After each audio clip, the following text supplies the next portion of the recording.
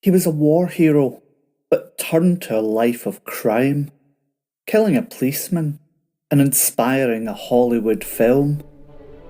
This is the story of Erwin Machine Gun Walker.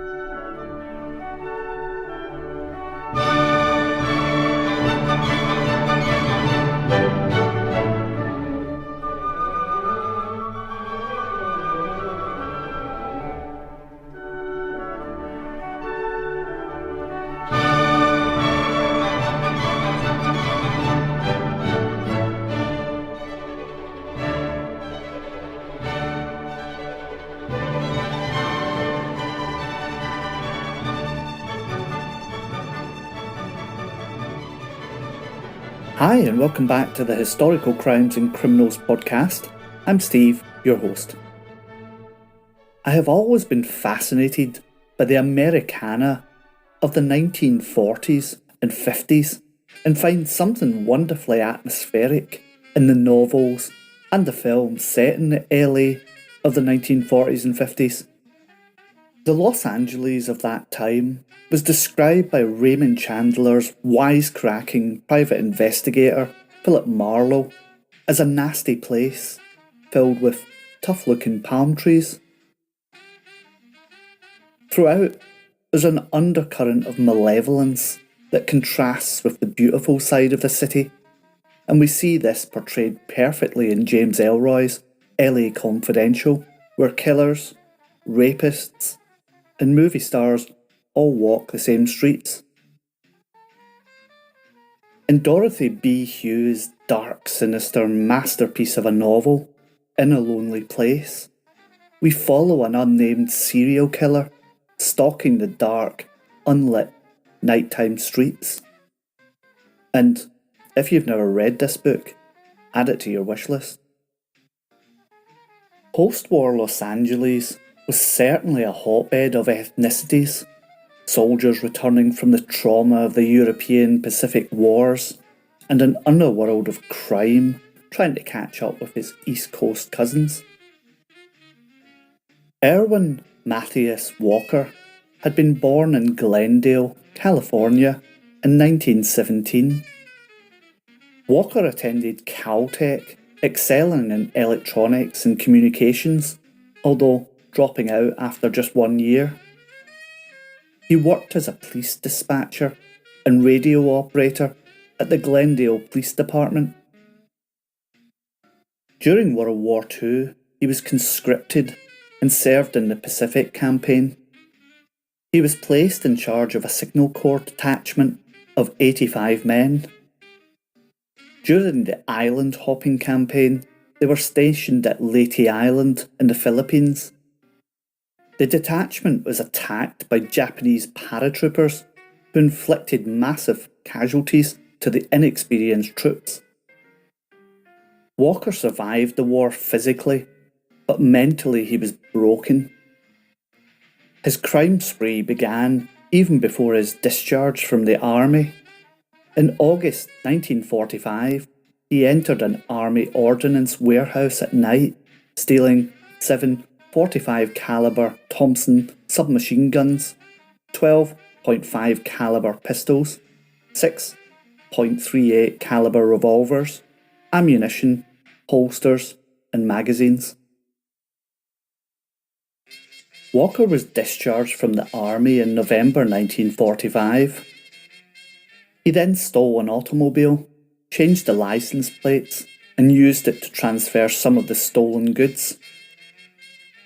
He next broke into a clothing store and took several pieces of men's clothing. Walker next targeted the warehouses and offices of record and film companies, taking amplifiers, electronic equipment, records, movie projectors, recording turntables, cameras, and other equipment. He rented a garage, fitting it out as an experimental workshop. Using the garage as his base of operations, Walker continued to commit burglaries to pay for his living expenses, as well as acquiring electronic equipment. His criminal spree eventually totaled more than a dozen armed robberies safe-crackings and burglaries, netting him a sum of approximately $70,000. Calling himself Paul C. Norris, Walker contacted Willard Starr, a sound engineer who bought and sold motion picture and sound recording equipment out of his home to sell him a collection of commercial motion picture equipment. Starr was suspicious that the motion picture equipment was stolen and alerted the police, who staked out Starr's home to wait for the suspect's arrival. Lieutenant Forbes and Sergeant Johnston waited, and as Walker approached the house, the detectives emerged to confront him. Walker immediately opened fire, and both detectives were hit. Lieutenant Forbes was hit in the abdomen at point-blank range after his own pistol jammed. Sergeant Johnston wounded Walker in the stomach and the left leg with at least 2 bullets from his .38 caliber service revolver. Despite his wounds, Walker escaped on foot, using the labyrinth of storm drains under the city. Forbes and Johnston were both rushed to hospital, where Forbes was found to have a .45 caliber bullet lodged against his spine.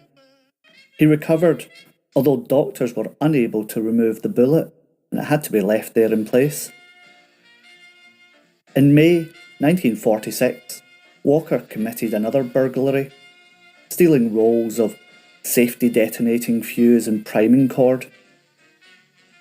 To open safes and break locks, Walker made his own explosive, nitroglycerin, using fuming nitric acid, sulfuric acid, and glycerin. Walker stabilised his nitroglycerin for vehicle transport by adding a desensitizer agent, probably ethyl alcohol, then packing the nitro vials in cotton. On June the 5th, 1946, Walker drove to a meat market at the corner of Los Feliz Boulevard and Brunswick Avenue in Glendale, California. According to Walker's court testimony, after severing the lock on the store with bolt cutters, he then put on his own padlock. Walker then hid the bolt cutters in an adjoining area, got into his car, and drove around the block to make sure he hadn't been observed. Not seeing anyone, he retrieved the bolt cutters and returned to his car again, driving round the block. Then getting out of his car, Walker said he saw a person with a flashlight in the vicinity where he'd hidden the bolt cutters. He watched the person with the flashlight enter a car and drive it towards him. As the car drew opposite him, Walker recognised the person as a policeman. It turned out to be Highway Patrol Officer Lauren Roosevelt. Roosevelt called Walker to his car and asked what he was doing in the neighbourhood. Walker responded that he was going to see a girlfriend. The officer, sitting behind the steering wheel with a flashlight in his left hand and his right hand on the butt of his gun, asked the defendant for identification. Walker later stated that he slowly eased a loaded .45 automatic pistol from under his belt and pointed it at the officer, who drew his own service revolver in response.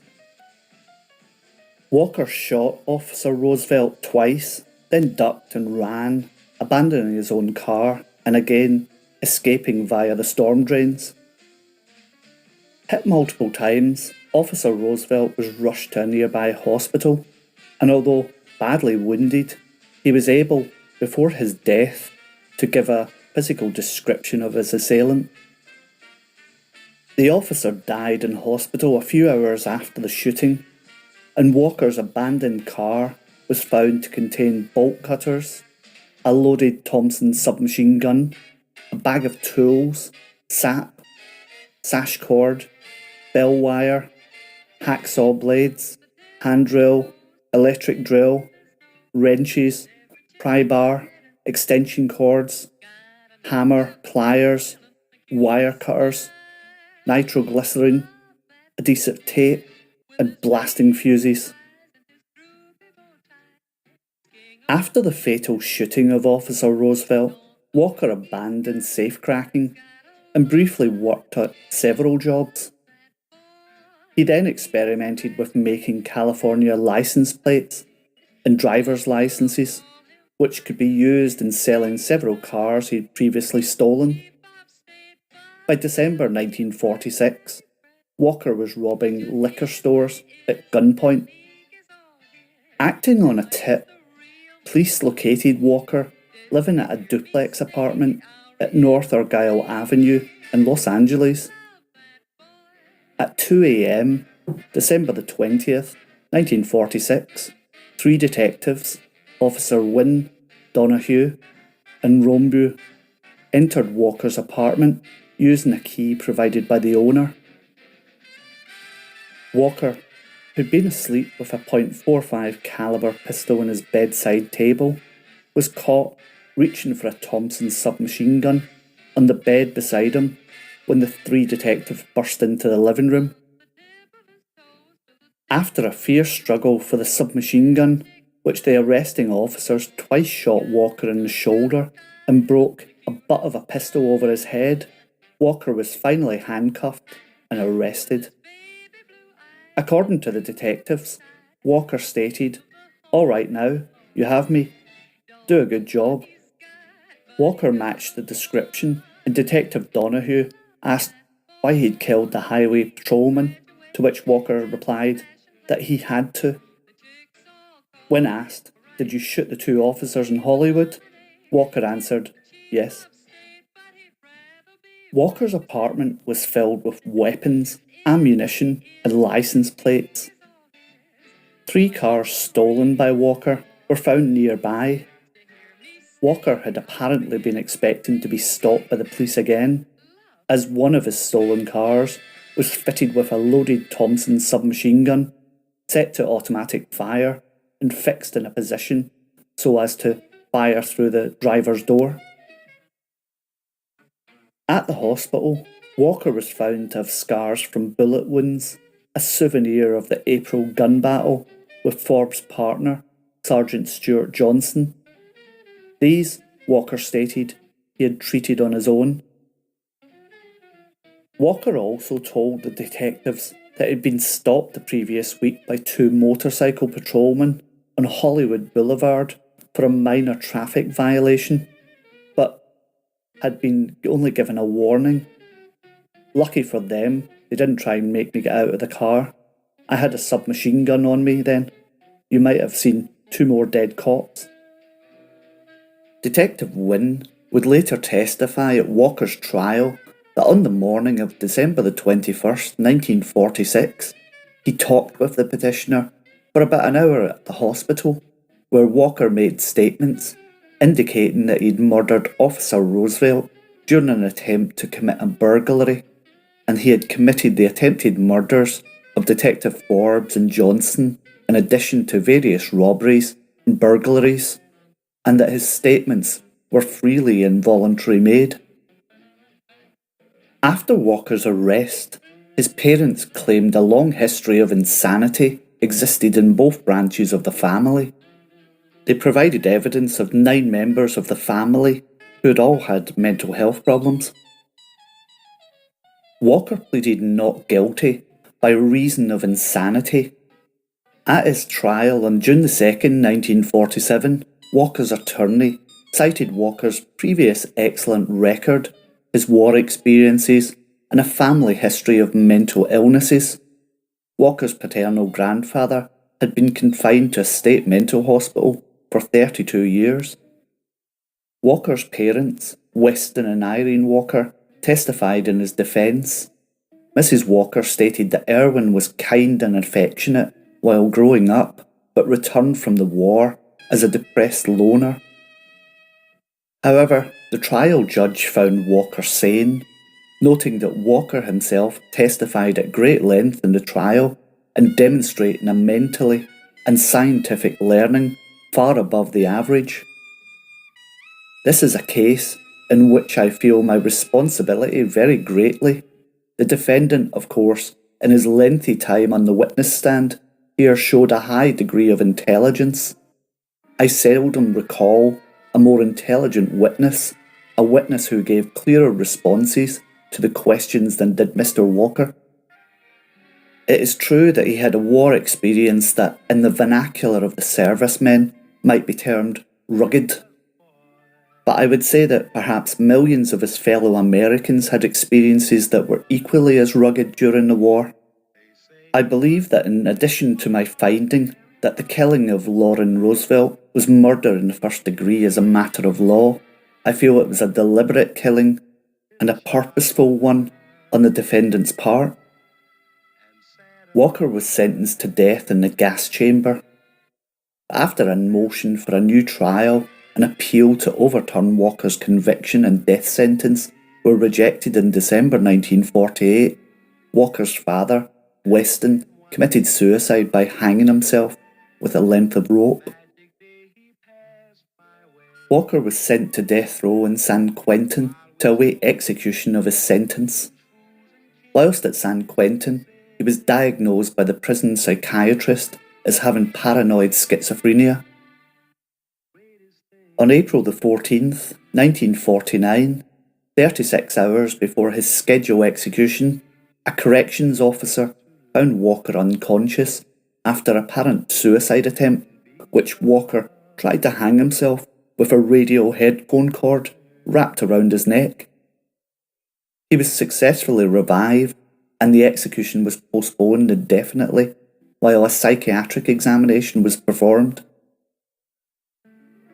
The psychiatrist determined Walker does not know the difference between right and wrong, thus making him insane under the legal standard of the day and ineligible for execution. His execution was postponed indefinitely, and at his competency hearing, Walker was declared insane by a jury and committed to the Mendocino State Hospital in California, where he would remain for the next 12 years. When not receiving electroshock therapy and other treatments, Walker spent most of his time at Mendocino reading, mostly chemistry textbooks. He remained aloof from the other patients, stating that even dying in the gas chamber might have been preferable to having to be doing with these creatures. In 1961, Walker was declared sane by a newly convened panel of psychiatric examiners, and on March the 28th, 1961, in response to a clemency hearing appeal by Walker, Governor Pat Brown commuted Walker's death sentence to life imprisonment without the possibility of parole. Walker was sent to the state prison in Vacaville to serve out his sentence, where he continued studying chemistry while working in a laboratory on the prison campus. He played the tenor saxophone with various musical groups and was a talented musician, despite the fact, as he said, "I have a little difficulty fingering the sax because of a nerve damage caused by an old bullet wound." Walker was reportedly well liked by both patients and the staff, and as a result, he was subsequently granted a white card, which permitted him access to hiking trails located outside the buildings, but within the boundaries of the institutional property. He was concerned about eventually being sent back to death row, so he put together a backpack with food and escaped, walking several miles through nearby hills. But he was apprehended a short time later and was discovered by two armed duck hunters. Walker was returned and his white card privileges revoked, but he re-established himself as a model prisoner. In 1970, Walker filed a habeas corpus petition with the Supreme Court of California, which was denied without a hearing. Walker filed a similar petition in the Solano County Superior Court, seeking to have his 1947 trial set aside on several grounds, including an allegation that his 1946 confession was made involuntarily. The case made its way on appeal once more to the Supreme Court of California, which decided the case in February 1974. Well, the Supreme Court failed to overturn Walker's conviction or grant him a new trial. It did instruct the lower court to delete that portion of Walker's life sentence that excluded any possibility of parole. This allowed Walker to apply to the California Adult Authority for parole and have his parole application duly considered. Walker applied for parole in 1974, which was granted, and he was released. After a short stay at a halfway house, Walker was released from further parole restrictions. Immediately after leaving prison, he legally changed his name, and after obtaining a job as a chemist, he disappeared from public view. Walker died in 1982. In 1948, Eagle Lion Films had released a film loosely based on Walker's crime spree. It is called He Walked by Night. Walker's character, Roy Morgan, was played by the actor Richard Basehart. The film was shot in a semi-documentary format on location in and around the city of Los Angeles. And in the film, Morgan is shot dead by police in one of the city's underground drainage tunnels as he attempts to shoot his way out of the police dragnet. Well, that's it for another episode of the Historical Crimes and Criminals podcast. I've been Steve. I hope you enjoyed that one, and if you did, please go on, subscribe, leave a review, and till next time, bye bye.